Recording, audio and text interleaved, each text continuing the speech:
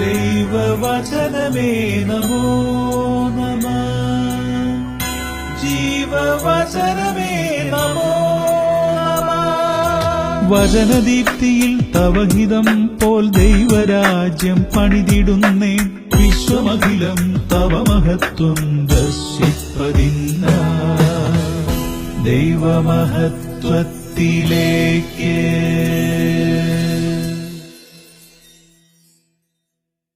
കർത്താവായ ഈശോയിൽ പ്രിയ സഹോദരങ്ങളെ, ദൈവമഹത്വത്തിലേക്ക് നിങ്ങൾക്ക് സ്വാഗതം. തനിക്കുള്ളതെല്ലാം ഉപേക്ഷിക്കാതെ നിങ്ങളിൽ ആർക്കും എൻ്റെ ശിഷ്യനാവുക സാധ്യമല്ല. ലൂക്ക 14:33. മിക്ക മനുഷ്യരും സ്വാർത്ഥതയ്ക്കു വേണ്ടി മാത്രം ജീവിക്കുന്നു. സ്വന്തം ലാഭം, കീർത്തി, പുകഴ്ച മുതലായവയ്ക്കു വേണ്ടി മാത്രം അവർ ജീവിക്കുന്നു.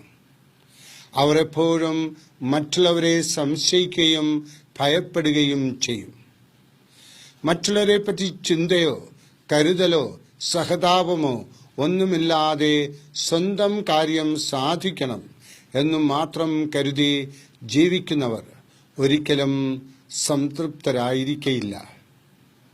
വാങ്ങുന്നതിനേക്കാൾ കൊടുക്കുന്നതാണ് നല്ലത് എന്ന് കർത്താവ് പറഞ്ഞു. ജോൺ ഡി റോക്ക്ഫെല്ലർ പണം സമ്പാദിക്കുന്നതിനു വേണ്ടി മാത്രം ജീവിച്ചു. ലോകത്തിലെ ധനികരിൽ അഗ്രഗണ്യനായി. എങ്കിലും തന്റെ ജോലിക്കാരെക്കുറിച്ച് അയാൾക്ക് യാതൊരു കരുതലും ഇല്ലായിരുന്നു. തൽഫലമായി എല്ലാവരും അയാളെ വെറുത്തു. തനിക്ക് മനസ്സുഖം ഇല്ലാതെയായി, രോഗിയുമായി, ഒരു രാത്രി നിദ്രാരഹിതനായി കിടക്കുമ്പോൾ തന്റെ കുറവിനെപ്പറ്റി അദ്ദേഹത്തിന് ബോധം വന്നു. തന്റെ ധനം മനുഷ്യ സേവനത്തിനായി ചെലവാക്കണമെന്ന് നിശ്ചയിച്ചു. അങ്ങനെയാണ് റോക്ക്ഫെല്ലർ ഫൗണ്ടേഷൻ രൂപം കൊണ്ടത്. ആശുപത്രികൾക്കും അനാഥശാലകൾക്കുമായി തന്റെ പണം ചിലവാക്കുവാൻ തുടങ്ങിയതോടെ അദ്ദേഹം സന്തോഷചിത്തനായി തീർന്നു. ആളുകൾ അദ്ദേഹത്തെ സ്നേഹിക്കുവാൻ തുടങ്ങി. നഷ്ടപ്പെട്ട ആരോഗ്യം വീണ്ടു കിട്ടി. 98 വയസ്സുവരെ അദ്ദേഹം ജീവിച്ചു.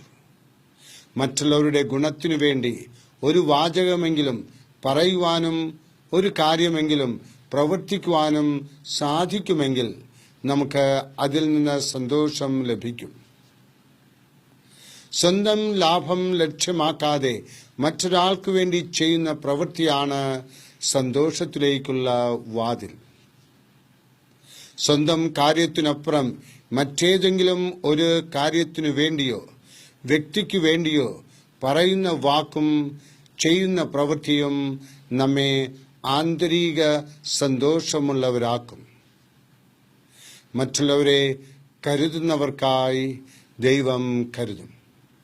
നമ്മുടെ ജീവിതത്തിൽ ദൈവം കരുണയെന്ന വരം നൽകി നമ്മളെ അനുഗ്രഹിക്കട്ടെ. IMSമ്മ നമ്മുടെ സഹായത്തിന് എത്തട്ടെ. സ്നേഹപൂർവം, പ്രശാന്തച്ചൻ.